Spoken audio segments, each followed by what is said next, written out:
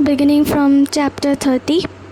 तो Beecher stove जो है वो डिस्क्राइब करती है कि किस तरीके से जो स्लेव वेयर हाउस होते थे न्यू ऑरलीन्स में वो किस तरीके से होते थे। ऊपर से तो वो बहुत क्लीन लगते थे, लेकिन अंदर से वो लोग एकदम जैम टाइट होते थे। एकदम जो वेयर हाउस होते थे एकदम फुल होता था, एकदम slaves waiting to be sold. तो उस वेयर हाउस में टॉम के साथ अडोल्फ था और भी कुछ, और एक सुजैन थी। उसको डिस्क्राइब करने के लिए एक फ्रेज़ का यूज़ किया है बीचर स्टोव ने, विच इज़ रेस्पेक्टेबली ड्रेस्ड मुलाटो वुमन। और उसकी एक बेटी थी एमिलाइन। वो एक फेयर स्किन स्लेव थी 15 इयर्स की। तो एमिलाइन को जो है उसकी माँ ने बोला था कि अच्छी तरीके से मतलब बिहेव करो ताकि तुम्हें घर के काम के लिए ख़रीदा जाए। तो सुजैन और उसकी बेटी होप कर रहे थे ताकि वो उन दोनों को एक ही साथ बेचा जाए। तो सुजैन ने एमिलाइन को मतलब यही एडवाइस किया था कि अच्छी तरीके से प्लेन लुक रहे ताकि उसको हाउस होल्ड के लिए ख़रीदा जाए। और उसके बाद उनका जो गम था, उनका जो दुख था, उसको दूर करने के लिए वो लोग फ्यूनरल हिम गा रहे थे, and it is about arrival in heaven. तो नेक्स्ट मॉर्निंग मिस्टर स्केग्स जो मैनेजर है वेयर हाउस के, SKEGGS स्केग्स, वो वेयर हाउस के मैनेजर है, वो एमिलाइन को बोलते कि अपने बालों को कर्ल कर लो ताकि जो उसका बेचने का प्राइस है वो हाई हो सके। उनके साथ साथ जो टॉम था, टॉम को ऑक्शन में सेल कर दिया गया साइमन लेग्री को। तो साइमन लेग्री जो है वो एक क्रूअल प्लांटेशन ओनर है जो रेड रिवर के साइड पे रहता था। और एमिलाइन को जो है उसको भी लेग्री को बेच दिया गया और उसकी माँ को किसी और जेंटलमैन के पास भेज दिया गया। टॉम के हाथ को चेन से बांधा गया है और उसको जो है रेड रिवर की तरफ जाने के लिए उसको बोल दिया गया है और सबको एक शिप में ला दिया गया है। लेग्री टॉम को एक न्यू पेयर ऑफ क्लोथ्स देते हैं, लेकिन वो थोड़े गंदे होते हैं। तो वो टॉम को फोर्स करता है कि इनका ये कपड़े पहन ले, चेंज कर ले। तो टॉम अपना बाइबल जो है वो छुपा देता है ताकि उसको फेंक ना दिया जाए। फिर लेग्री जो है वो बोलता है कि अब मैं तुम्हारा भगवान बनूंगा, अब मैं तुम्हें कम्प्लीटली रूल करूंगा। लेकिन टॉम इसको रेजिस्ट करता है, क्वाइटली रेजिस्ट करता है। लेग्री अपने आप को डिस्क्राइब करते हुए ये बोलता है कि उसके जो हाथ है वो स्लेव्स को मारते मारते बहुत ज़्यादा स्ट्रॉन्ग हो चुके हैं। वो ये भी बोलता है कि वो किस तरीके से पनिश करता है अपने स्लेव्स को अगर वो बिहेव नहीं करते। तो ये सारी बातें वो एक वाइट स्ट्रेंजर से कर रहा होता है। लेग्री को एमिलाइन बहुत अट्रैक्टिव लगती है और वो एमिलाइन को बोलता है कि मैं तुम्हारे लिए ये कर दूँगा, वो कर दूँगा, तुम्हारे कानों के लिए बालियाँ ला दूँगा। तो उस उस शिप में जो स्ट्रेंजर है वो लेग्री की इन बातों को सुन के दूसरे जेंटलमैन से ये बोल रहा था कि अगर सारे स्लेव ओनर्स लेग्री की तरह ऐसे क्रूअल हो गए तो ये जो सिस्टम है, स्लेव सिस्टम है, ये ऐसे ही क्रूअल्टी के पैरों के तले दबकर कोलैप्स हो जाएगा। और जो बेनेवलेंट स्लेव ओनर्स हैं वो ही जो है इस स्लेवरी को अच्छी तरीके से चलाते हैं। बोट से निकलने के बाद टॉम और जितने भी सारे न्यूली परचेज स्लेव्स हैं उनको जो है लेग्री के वैगन के पीछे चलने को बोल दिया गया है। चलते चलते वो लोग एक मेथोडिस्ट हिम गाते हैं।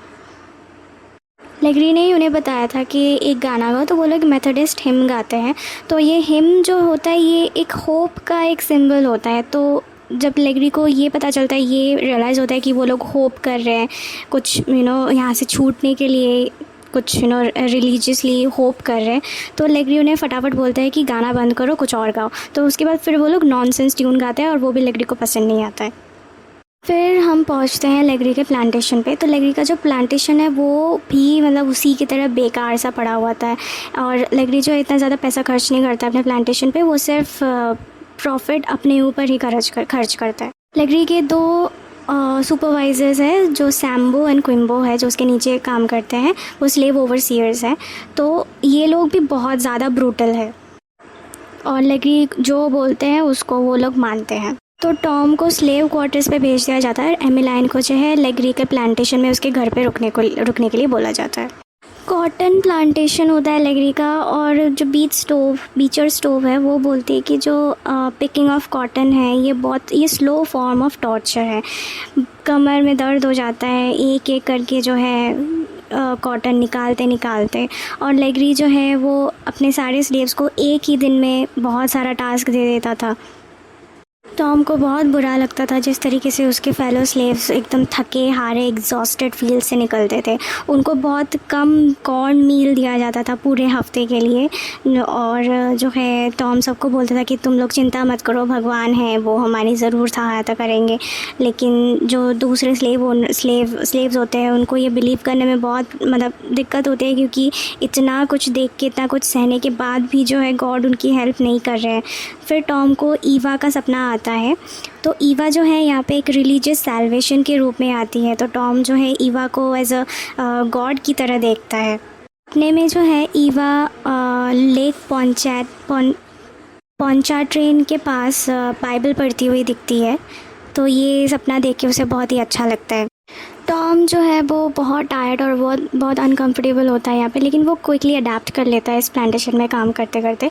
तो लेग्री जो है वो नोटिस करता है तो टॉम की एबिलिटीज़ कि वो मतलब स्ट्रॉन्ग है एंड ही इज़ रिलायबल। तो वो उसको और सख्त बनाने के लिए उसको ओवरसीइंग का काम दे देता है ताकि वो दूसरे स्लेव्स को ओवरसी कर सके।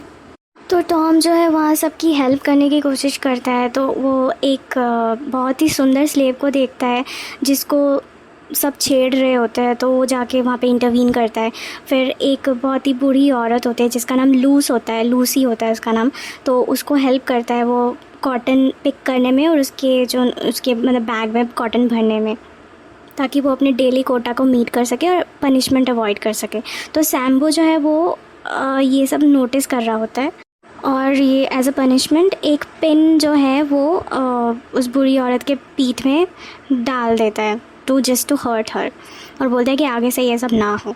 तो वो जो बहुत ही सुंदर खूबसूरत सी वुमन है वो टॉम की इस हेल्पफुल नेचर को देखते हुए बोलती है कि you must be new to this plantation, otherwise you wouldn't have help your fellow slave. तो जब सैम्बो को पता चल रहा होता है कि टॉम जो है इसको ही is continuing to help this old women, तो वो इसकी कंप्लेन लेग्री को कर देता है। अब लेग्री जो है टॉम को सख्त बनाने के लिए उसको फोर्स करता है कि वो लूसी को मारे। तो जब वो टॉम को बोलता है कि तुम इसको पीटो, तो वो लेग्री को बोलता है कि मैं कुछ भी करने को तैयार हूँ, लेकिन मैं किसी और को हर्ट नहीं कर सकता। तो इन रिस्पॉन्स जो है लेग्री उसको बहुत मारता है, बहुत मर्सिलेसली उसको मारता है और ये बोलता है कि तुम्हारी जो आत्मा है वो मुझे बिलोंग करती है, so you have to listen to me. इस पॉइंट में टॉम जो है वो बहुत जो है रो रहा होता है, उसका सोल जो है बहुत ही मतलब हर्ट हो रहा होता है। को बहुत मर्सिलेसली मारा जाता है और he is dragged back to his quarters. Tom जो है अपने क्वार्टर में ऐसे ही पड़ा होता है, उसके पूरे बॉडी में ब्लड होता है और पेन से तड़प रहा होता है। तो तब कैसी आती है पानी के साथ और वो टॉम को पट्टी लगाती है कूल वेट शीट्स के साथ। कैसी जो है उसको बहुत दया आती है टॉम पे। वो बोलती है कि तुम इतना रिवॉल्ट करने की कोशिश क्यों कर रहे हो, तुम्हें लेग्री की बात माननी चाहिए, नहीं तो ये तुम्हारे लिए बहुत गलत होगा, तुम्हें और भी मारेगा, बहुत ज़्यादा टॉर्चर करेगा वो। तो कैसी जो है टॉम की इस दुख को थोड़ा कम करने के लिए जीसस के क्रूसिफिकेशन का सीन उसको रीड करती है बाइबल से। तो टॉम जो है वो इसमें बोलता है कि लॉर्ड जो है वो हमें चैलेंज करता है, सफ़रिंग्स देता है, लेकिन वो हमसे फिर भी बहुत ज़्यादा प्यार करते हैं। डिस्पाइट ऑल, कुछ भी हो जाए, चाहे वो कितने भी चैलेंजेस दे, भगवान हमसे प्यार करते हैं। उसके बाद कैसी उसको एकम्पनी करती है और वो अपनी लाइफ की स्टोरी उसको बताती है। कैसी जो है एक वाइट मास्टर से बॉर्न हुई थी और उसकी माँ जो है स्लेव वुमेन थी। वो एक लग्जूरियस एस्टेट में पैदा हुई थी, वहीं पे पली बड़ी और उसका बहुत अच्छी तरीके से एजुकेशन भी हुआ। तो जो वाइट ओनर है वो मर गया और Cassy was listed as property and brought by a young man. जो यंग मैन है जिसने कैसी को ख़रीदा था वो कैसी से बहुत ज़्यादा प्यार करता था, लेकिन वो बोलता था कि वो उन दोनों की शादी तो नहीं हो सकती बिकॉज़ लॉ जो है वो अलाउ नहीं करेगा एक स्लेव को शादी करने के लिए, बट ही सेड दैट हम बिना शादी के भी रह सकते हैं। कैसी को भी उससे बहुत ज़्यादा प्यार था और उनके 2 बच्चे भी हुए, हेनरी और एलिस, ELISE।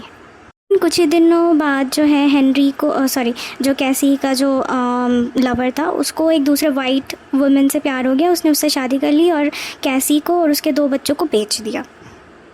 फिर दूसरा वाइट जो स्लेव ओनर था उसने कैसी को ख़रीदा और वो कैसी को रिवील करता है कि मैंने ही तुम्हारे एक्स लवर से बोला था कि ताकि तुमसे ऐसे प्यार करने का नाटक करे ताकि बाद में मैं तुम्हें ख़रीद सकूं। उसका जो न्यू मास्टर था वो हेनरी को बहुत हार्शली ट्रीट करता था। हेनरी उसका जो बेटा था उसको बहुत हार्शली ट्रीट करता था और अपने बच्चे को इतना तड़पते हुए देखते देखते जो है कैसी एक दिन चक्कर खा के गिर गई और जब वो होश में आई तो उसने अपने आप को एक ब्रॉथल में पाया और उस ब्रॉथल में उसको बेच दिया गया था। वहाँ उसकी मुलाकात हुई एक इंसान से जिसका नाम था स्टुअर्ट, जिसने उसको ख़रीद दिया। लेकिन फिर वो अपने बच्चों की तलाश करने निकल गई और उसका जो बेटा था हेनरी उसको तो वो ढूंढ ही नहीं पाई और उसकी जो बेटी थी एलिस उसको किसी और ने ख़रीद दिया था। स्टुअर्ट जो उसका न्यू मास्टर था उसके साथ भी उसको एक बच्चा हुआ था, लेकिन उस बच्चे को उसने जो है पॉइज़न खिला के मार दिया था क्योंकि वो इस बच्चे को इस तड़पते हुए ज़िंदगी में लाना नहीं चाहते थे, इस दुनिया में नहीं लाना चाहते थे, ताकि वो नहीं चाहते थे कि उसका ये भी बच्चा बहुत तड़पे। और इसीलिए वो बोलती है कि मैंने इतना दुख देखा है, इतना कुछ देखा है और तब भी भगवान ने मेरी कोई मदद नहीं की, इसलिए मुझे अब उन पे कोई भरोसा नहीं होता है। तो टॉम फिर भी उसे बोलता है कि तुम फिर भी कोशिश करो, उन पे भरोसा रखो, वो सब ठीक कर देंगे। तो इतना बोलते हैं, इतना बात करने के बाद कैसी जो है वहाँ से चली जाती है। Moving on to chapter 35। Legree जो है अपने रूम में सोच रहा होता है कि टॉम का जो ये बिहेवियर है, लेग्री की बात ना मानने वाला है जो बिहेवियर है, नॉन कोऑपरेटिव बिहेवियर है, ये जो है बहुत कॉम्प्लिकेशंस पैदा कर सकता है। और तभी जो है कैसी आती है उस रूम में और लेग्री जो है वो उसे बोलती है अच्छा अब तुम मेरे पास रहने के लिए आ गई हो। तो वो एकदम गुस्से से बोलती है कि I would rather live in filth, मतलब मैं गंदगी में रहना पसंद करूँगी तुम्हारे यहाँ पे, तुम्हारे साथ रहने के जगह, क्योंकि मेरे में जो है वो एक आत्मा है, has the devil, I have the devil inside me. तो लेग्री जो है वो बहुत ही सुपरस्टिशियस इंसान होता है, उसको बिलीव हो जाता है उसकी बातों पे, क्योंकि कैसी जो है वो छोटी छोटी बातों पे गुस्सा हो जाती है, बहुत पागलों वाली बातें करने लगती है जब लेग्री उसके पास आता है। तो क्योंकि कैसी के मन में इतनी नफ़रत भर गई है वो इसीलिए इस तरीके से बिहेव करती है। कैसी बोलती है कि टॉम की हालत बहुत ख़राब हो गई है, उसको ट्रीटमेंट की ज़रूरत है। लेग्री बोलता है कि उसको ट्रीटमेंट की ज़रूरत है, मैं तो उसे तोड़ने वाला हूँ, I am eventually going to break Tom. But Cassy जो है वो बोलता है कि टॉम का जो फेथ है भगवान पे वो बहुत स्ट्रॉन्ग है, तुम उसे तोड़ नहीं पाओगे। उस समय सैम्बो आता है ईवा के जो बाल है उसका एक लॉक लेके। तो टॉम बोलता है कि और उसको बोलता है कि लेग्री को बोलता है कि ये जो है ये विच क्राफ्ट की निशानी हो सकती है। टॉम जो है वो शायद काला जादू कर रहा होता है। तो लेग्री जो है इस बात से बहुत डर जाता है और बोलता है कि अभी के अभी इस लॉक ऑफ हेयर को जला दो। और उसके बाद जो है लेग्री की लाइफ स्टोरी यहाँ पे दिखाई जाती है कि किस तरीके से वो पला बड़ा, कौन उसके पेरेंट्स थे, उसका बैकग्राउंड एंड ऑल। तो उसका जो फादर था, लेग्री का फादर था, वो बहुत ही टायरैनिकल इंसान था, वो जो है बहुत ही क्रूअल इंसान था। लेकिन लेग्री की जो माँ थी वो बहुत ही रिलीजियस थी और उसने चाहा था कि अपने बेटे को एज ए क्रिश्चियन बड़ा करे, उसको बाइबल्स की टीचिंग के हिसाब से बड़ा करे। लेकिन जो लेग्री है वो सेलर बन गया and he chose a life of brutality and greed. उसकी माँ के मर जाने के बाद उसकी माँ ने एज ए मेमोरी उसके बाल के थोड़े एक लॉक जो है, एक लट, उसे गिफ्ट की थी। लेकिन उसके बाद से जो है उसकी मेमोरी हैज़ बिन हॉन्टेड। तब से वो बहुत डर गया था कि मतलब उसकी माँ ने उसके बाल के एक लॉक उसके कैसे गिफ्ट की, मतलब this is a sign of a witchcraft. Legree ने अपने माँ की बात कभी नहीं मानी, ना ही माँ की टीचिंग्स मानी। और माँ की जो रिलीजियस टीचिंग्स थी उससे उसे बहुत ज़्यादा डर लगता था। उसको लगता था कि ये सारी चीज़ें जो है ये विच क्राफ्ट है। और जब उसको ईवा का हेयर लॉक मिला टॉम के पास से तो तब वो और भी ज़्यादा डर गया। उसको लगा कि उसकी माँ जो है वो मर के ज़िंदा हो चुकी है और ये जो लॉक है उसके माँ के है, ईवा का नहीं है। और पास ही के रूम में एमिलाइन जो है दूसरी स्लेव है जो टॉम के साथ आई थी, वो एक रिलीजियस हिम गाने लगती है और वो और ज़्यादा डर जाता है। लेग्री और ज़्यादा डर जाता है और वो बोलता है सैम्बो और कोइम्बो को आज रात उसी के साथ वहाँ पे रुकने के लिए। ऐसी जो है वो ये सब देख के उसको बहुत मज़ा आ रहा होता है और वो एमिलाइन के रूम में चली जाती है। कैसे जब भी एमिलाइन के रूम में आई तो एमिलाइन एकदम डर गई, उसे लगा कि लेग्री आया है। तो एमिलाइन जो है वो बहुत दुखी हुई वहाँ पे बैठी होती है। तो वो और कैसी डिस्कस कर रहे होते हैं। तो कैसी जो है वो एमिलाइन से पूछती कि क्या उसने कभी वहाँ से भागने की कोशिश की या फिर सोचा कि वहाँ से भाग जाए। तो एमिलाइन बोलती है कि आई स्वेयर टू गॉड, अगर मुझे एक बार चांस मिला तो मैं नाली की तरफ से भी भाग सकती हूँ। और फिर कैसी बोलती है कि I wish I was never born. Suicide करने की सुसाइडल थॉट्स आते हैं उसको। तो एमिलाइन बोलती है कि she wishes she was never born. तो इसमें कैसी जो है वो बोलती है कि अपने आप को मारना जो है वो क्राइम है, और ये उतना ही क्रूअल है जितना क्रूअल ये स्लेवरी सिस्टम है, जितना क्रूअल जो है वाइट्स स्लेव्स पे करते हैं, इतनी क्रूअल्टी उन्हें नहीं करनी चाहिए अपने आप पे। लेग्री जो है अपने सुपरस्टिशियस फियर्स को दबाने के लिए बहुत सारा अल्कोहल पी लेता है, और उसको एक सपना आता है कि एक जो है एक लट है वो उसका पीछा कर रही है और विस्पर कर रही है। कैसी जो है उसके सपने में आती है as a image of his mother removing a veil. Cassy जो है उसको पता होता है कि लेग्री को उसके माँ के ड्रीम्स आते हैं, उसे बहुत डर लगता है अपनी माँ से। तो वो जो है एक प्लान बनाती है कि लेग्री को डिसाइड करते हैं कि she could use this as her way to freedom. तो कैसी जो है वो नेक्स्ट डे लेग्री को बोलती है कि देखो वैसे ही तुम नशे की हालत में इतने धुत हो तो तुम इतना काम नहीं करवा पाओगे, और जो है तुम्हारा सारा एनर्जी वेस्ट हो जाएगा, इन्वेस्टमेंट भी वेस्ट हो जाएगा। ऐसी धीरे धीरे कोशिश करती है लेग्री के दिमाग में एक खौफ का बीज बोने के लिए। फिर लेग्री जो है वो टॉम से मिलता है, टॉम को बोलता है कि उससे माफ़ी मांगे क्योंकि उसने लेग्री की बात नहीं मानी थी to beat Lucy. Tom refuse करता है, वो बोलता है कि नहीं, मैं माफ़ी नहीं मांगूंगा क्योंकि मैंने वही किया जो मुझे सही लगा, और मैंने सही किया कि मैंने लूसी को नहीं मारा। टॉम बोलता है कि लेग्री आप मुझे कितना भी चाहे मार सकते हो, मेरे बॉडी को ज़ख्म कर सकते हो, लेकिन मेरी जो आत्मा है वो आपको कभी बिलोंग नहीं करेगी, वो हमेशा भगवान को ही बिलोंग करेगी और उसे हमेशा हेल्प करेंगे। फिर ये बात सुन के लेग्री को गुस्सा आता है, वो टॉम को मारने लगता है, और कैसी इंटरफेयर करती है, बोलती है कि टॉम को इतना मारोगे तो वो फील्ड में काम नहीं कर पाएगा। फिर कैसी की बात सुन के लेग्री मान जाता है, वो टॉम को बोलता है कि जाओ वापस काम पे लगो। और कैसी टॉम को वार्निंग देती है कि अगर तुम ऐसे ही करते रहे तो तुम्हारा यहाँ पे बचना मुश्किल है। दूसरी तरफ टॉम को जो गोली लगी होती है वो जब होश आता है तो वो देखता है कि वो क्वेकर हाउस होल्ड में है, under the supervision of aunt Dorcas, DORCAS Dorcas, जो उसके जो वुंड्स को हील करने में हेल्प कर रही होती है, फर्स्ट एड वगैरह करवा के जो ट्रीट कर रही होती है। तो लॉकर जो है वो अनाउंस करता है कि इफ़ जॉर्ज, एलिज़ा और हैरी वहाँ पे है तो वो विश करता है कि वो लोग कनाडा पे सेफली पहुँच जाए। तो टॉम लॉकर जो है वो अब थोड़ा बदल चुका है, वो देखता है कि क्वेकर्स इतने अच्छे लोग हैं, वो इसकी इतनी अच्छी तरीके से ट्रीट कर रहे होते हैं। तो जॉर्ज, एलिज़ा और हैरी सैंडस्की पे ट्रैवल कर रहे होते हैं, मतलब सैंडस्की पे पहुंच रहे होते हैं, SANDUSKY। वो एक जगह है एक लेक के पास। तो एलिज़ा जो है वो अपने बाल काट लेती है, अपना वेश बदल लेती है ताकि उसको कोई पहचान ना पाए।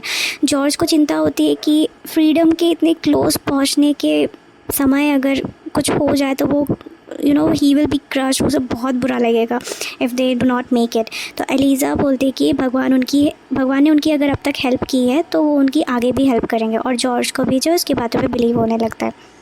उनको अब अकम्पनी कर रही होती है मिसेस स्मिथ, एक क्वेकर कनाडा से, and she pretends to be Harry's aunt, और एलिज़ा है she pretends to be a man. Marks जो असिस्टेंट होता है लॉक्स का, तो वो नोटिस नहीं करता है इन लोगों को क्योंकि ये लोग वेश बदले हुए होते हैं। वो लोग सारे बोट पे चढ़ जाते हैं सेफली, और जो बोट है वो एमहर्ट्सबर्ग कनाडा में लैंड होती है, और जो कैनेडियन शोर के पास है वो सब एक हिम गा रहे होते हैं, हिम ऑफ प्रेज गा रहे होते हैं, और वो लोग एक मिशनरी होम में रह रहे होते हैं। तो यहाँ बीचर स्टोव कमेंट करती है कि ऑल्दो इन लोगों के पास रहने के लिए जगह नहीं है या पैसे नहीं है, लेकिन उनके पास सबसे कीमती चीज़ है, वो है freedom to control their own lives and keep their family intact. Tom को बहुत बुरी तरीके से काम करवाया जाता है, उसको मारा पीटा जाता है, उसके पूरे बॉडी में जो है घाव भरे हुए हैं, इंजरीज़ भरे हुए हैं। लेकिन टॉम जो है अभी उसको बहुत कम वक्त मिलता है बाइबल पढ़ने के लिए। फिर लेग्री उसके पास एक दिन रात को आके पूछता है कि तुम्हारा जो भगवान है वो तुम्हें कभी उसने तुम्हारी हेल्प की है, मतलब तुम्हें इतना भरोसा उस पर कैसे है। तो टॉम बोलता है कि चाहे किसी को मेरे भगवान पे भरोसा हो या ना हो, मुझे मेरे भगवान पे बहुत भरोसा है। चाहे कोई मेरी मदद करे या ना करे, मेरे भगवान मेरी मदद हमेशा करेंगे। फिर लेग्री उसे बहुत एक टॉन्ट मारता है कि तुम्हारा भगवान ये है वो है, लेकिन उसके बाद भी जो है एक हिम ऑफ प्रेज़ गाता है टॉम भगवान के लिए, और उसका जो कॉन्फिडेंस है वो वापस से भगवान की तरफ आ जाता है एंड उसे शक्ति मिलती है ताकि वो प्लांटेशन के जो हॉरर्स है इन सब को झेल सके। और टॉम का जो मूड है वो भी लिफ्ट हो जाता है, क्योंकि उसे पता होता है कि भगवान उसकी कहीं ना कहीं से मदद ज़रूर करेंगे। फिर उसका जो खुश मिजाजी मन है, उसका जो खुश मिजाजी चीयरफुल मूड है, लेग्री नोटिस करता है और वो सैम्बो से बोलता है कि आजकल टॉम इतना ज़्यादा खुश नहीं होने लगा है। तो सैम्बो बोलता है कि शायद वो भागने की कोशिश कर रहा है, इसीलिए शायद खुश होगा। ने सैम्बो क्विम्बो को बोला कि टॉम पे नज़र रखने के लिए, या फिर ऐसे कोई भगौड़े स्लेव्स हो तो उन पे नज़र रखने के लिए। फिर कैसी टॉम के पास आती है और वो बोलती है कि चलो मेरे पास एक प्लान है। लेग्री को उसी के ब्रांडी से, जो ब्रांडी वो पीता है उसी के ब्रांडी से उसको ड्रग कर देंगे और उसका मर्डर कर देंगे एक हथौड़े से, और हम फ्री हो जाएंगे और बाकी जितने भी स्लेव्स हैं उनको भी फ्री कर देंगे। तो टॉम बोलता है कि बिल्कुल भी नहीं, मैं ईविल काम से फ़ाइट नहीं करूँगा, मैं हमेशा सही रास्ते पे ही चलूँगा और मैं किसी को हर्ट नहीं करूँगा और मैं यहाँ से भागूंगा भी नहीं। तो फिर कैसी बोलती है कि ठीक है, मैं और एमिलाइन लेग्री को बिना हार्म किए भाग जाएंगे, तुम भी हमारे साथ चलो। तो टॉम बोलता है कि नहीं, तुम लोगों को भागना है तो भागो, मैं नहीं भागूंगा, मैं यहाँ पे प्लांटेशन में काम करूँगा और मैं अच्छी तरीके से लाइफ स्पेंड करके मैं हेवन पे जाना चाहता हूँ और मैं यहाँ जो जितने भी पुअर सोल्स हैं उनके साथ मैं काम करूँगा, उनकी मदद करूँगा, तुम लोग भागो। तो कैसी जो है वो टॉम की बातें सुन के मतलब थोड़ा सा उसको हिम्मत मिलती है भागने के लिए, और and she decides to escape. Cassy जो है एक एस्केप प्लान बनाती है। तो वो उसे पता है कि लेग्री के घर के ऊपर एक एटिक एरिया है जहाँ पे अनयूज़ रूम्स हैं, और वहाँ पे ऐसा जाना जाता है कि लेग्री ने एक स्लेव वुमेन को वहाँ पे बंदी बना के रख दिया था, वो बंदी वहाँ पे मर गई थी। और ऐसा भी मतलब सब मानते हैं कि वहाँ पे उसकी जो आत्मा है वो वहाँ पे अब भी घूम रही है और स्टिल हॉन्ट्स द स्पेस। तो कैसी जो है वो झूठ मूठ का बोलती है उसको लेग्री को कि वो उसके सामने के रूम पे सो नहीं पाती, कि उसको वहाँ से शोर आती है किसी का। तो लेग्री को मतलब डराने के लिए वो ये सब बोलती जो है, इस बात से बहुत ज़्यादा डर जाता है। पीटर स्टोव यहाँ पे आर्ग्यू करते हैं कि वो लोग जिनको भगवान पे भरोसा नहीं होता वो ही लोग ज़्यादा सुपरस्टिशियस होते हैं, and our latest example is Mr Legree. उसको भगवान पे बिल्कुल भरोसा नहीं है, इसलिए वो इतना ज़्यादा सुपरस्टिशियस है।